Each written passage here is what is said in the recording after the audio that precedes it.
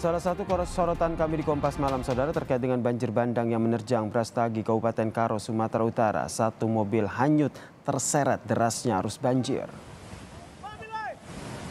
Dan saudara, inilah detik-detik saat banjir bandang terjadi di Sungai Sembahe dan menghanyutkan sebuah mobil, saudara.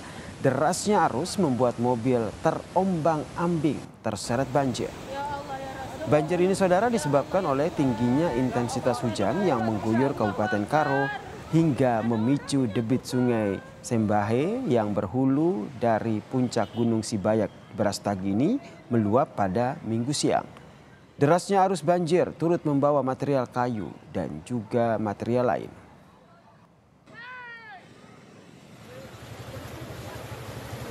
Terjangan banjir bandang di Sungai Sembahe turut merendam jalur utama Medan menuju Brastagi, saudara.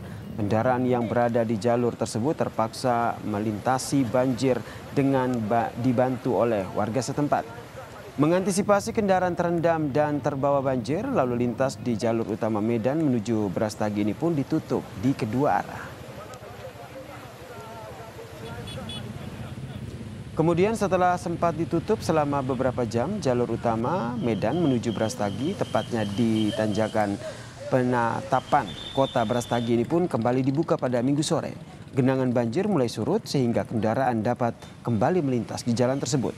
Polisi dikerahkan ke lokasi untuk mengatur lalu lintas yang sempat mengalami kemacetan panjang. Warga pun dihimbau waspada saat melintasi jalur Medan Brastagi maupun di wilayah area wisata. Di Penatapan Bakaran Jagung terjadi luapan air yang menutup badan jalan.